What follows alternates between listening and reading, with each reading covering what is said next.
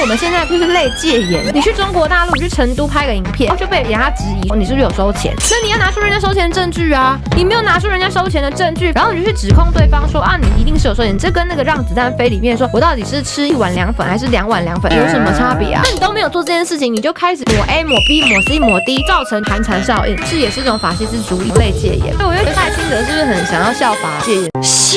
创造集体恐惧感，这不就是麦卡锡主义？什么是麦卡锡主义？网红鱼竿，他也中枪。有没有收中国政府的钱去旅游？没有。为什么选择在这么敏感的时候去旅游？不认为在我的有生之年会有比较不敏感的时候。真的很可笑。你让一个一般没在掺和政治的网红，他去旅游的时候，他认为没有什么不敏感的时候，所以这是民进党要的啊。所以绿色法之绿色麦卡锡，但我确实轻忽了中国议题的重要性。可笑的是，过去是我们有自信三民主义要统一中国，今天变成我们去对岸就反向被统战，好恐怖啊！ Ladies and gentlemen, welcome the host. 这一波除了周明轩之外，还有另外一个倒霉的台湾网红鱼竿，他也中枪，这真的就完全纯粹的倒霉了。但这个就是他们要的附属杀伤力，也就是说寒蝉效应。今年3月，因为去成都游玩并拍摄 vlog 造成的误会与抹黑，已经影响到我的私生活，所以针对网络上的讨论，我有几点要澄清：有没有收中国政府的钱去旅游？中共的钱没有。为什么大家都同时去一样的地方？我不知道同时有谁去。纯粹是认为这个季节适合去当地旅游，所以才这时候去。为什么选择在这么敏感的时候去旅游？不认为在我的有生之年会有比较不敏感的时候。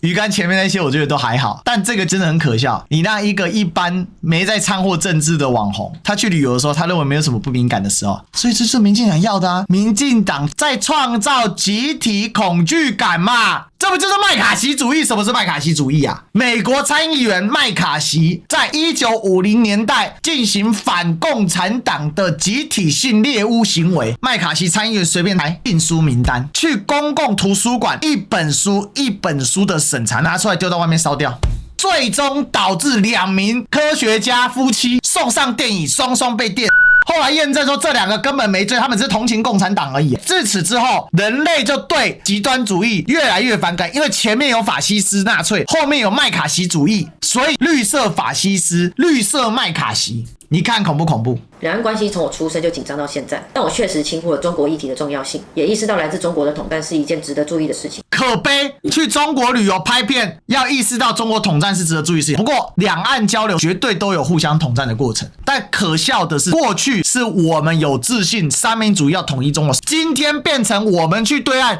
就反向被统战。你去找朋友是政府的朋友吗？6月第一次被提及的时候，我就提出过自费的证据。这个是波特网，最后波特网公信力大幅下降，不再是过去那号称专打小粉红的100万网红，这就是反作用力。所以这一次民进党整个的操作背后的大黑手就是黑熊。对，这次整个操作的手法，第一个非常粗糙，战力很差，程度很差，目标把所有的焦点跟注意力通通转向这2天共军百箭齐发，30年来最大围台军演。川普拒绝保台，我们竟然没时间讲戒严文的问题，我们没时间追，我们花了一大把时间在讲8、9黑熊，这个就是他们要的。现在民进党的台北市议员，因为12月就要做双城论坛，还有马英九前总统打算要带台湾的学生去访问大陆，增进两岸年轻学子之间的互相来访，就又被冠上了说啊，你看人家的船都开过来了啊，你看人家都 ADIZ 骚扰我们的领空了啊，怎样怎样，所以不能办。但我觉得越是有这一些军事的侵扰，越应该要交流啊，因为你只有多方的交流，才能降低敌意螺旋。那你陆委会如果说你要禁止双城论坛的举办的话，陆委会的存在应该是要促进两岸之间的交流啊，怎么会变成是两岸之间的屏障呢？如果你陆委会变成两岸之间的屏障的话，不如裁撤掉这个单位好了，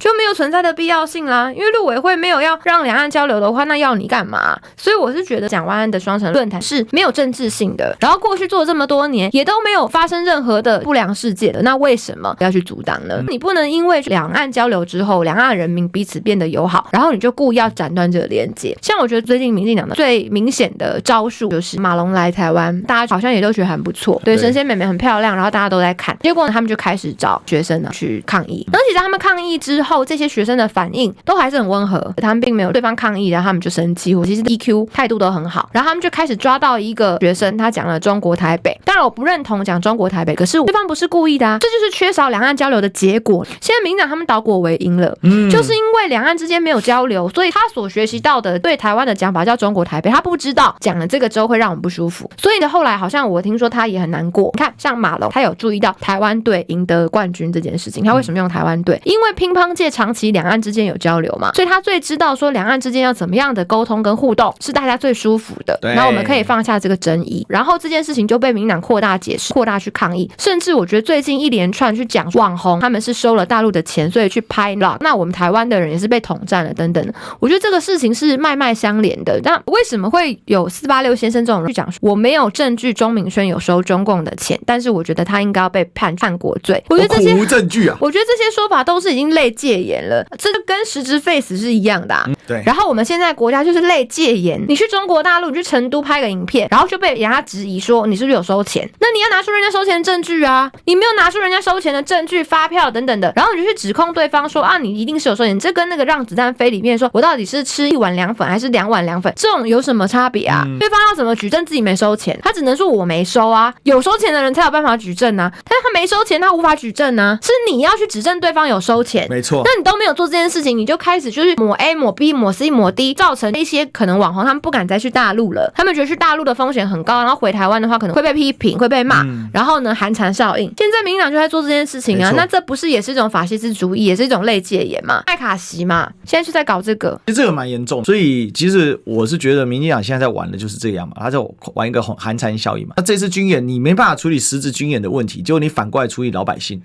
然后到现在你可以看到那涉足日记，他上去指控人的时候，那你为什么不敢跟人家对峙？海峡导报跳出来说我又不是社长，你剪影片的第一 part 的第一段，光连最基本的查证开头你就错了，对啊，你后面怎么会是对的？你很明显嘛，你故意要指控对方是社长嘛，造谣也没关系，然后故意要讲周明轩，然后后面再说我其实目标不是周明轩，因为从头到尾周明轩只有一句话，而且是你们主动问人家，然后被人家提及，那你敢跟对方对峙吗？他不敢。其实我觉得他们现在打的就是，他们一直以为现在这个时代好像是疫情之前，或者是更早之前，两岸的资讯不是很流通，所以很多事情好像没办法查证，他讲他对，他就觉得他就是 OK， 然后他来打击。事实上，越是让两岸不交流的话，其实讲白了越顺他们的意，就是他就不断的在丑化这整件事情。对啊，所以这样子的话，我们的这些网红他们可能想要去大陆参访啊，然后拍一些大陆影片，就你知道吗？台湾就是有一些人，他们就是不愿意让台湾人看到说，其实大陆发展的还不错，他们就很像是当时在戒严时期的时候，然后呢，我们要指控对方吃香蕉皮，然后对方要指控我们都吃土，就是回到那个时代。摘包。对啊，所以我就觉得说赖清德是不是很想要效法当时戒严的时期？我觉得他的偶像是蒋公，你知道吗？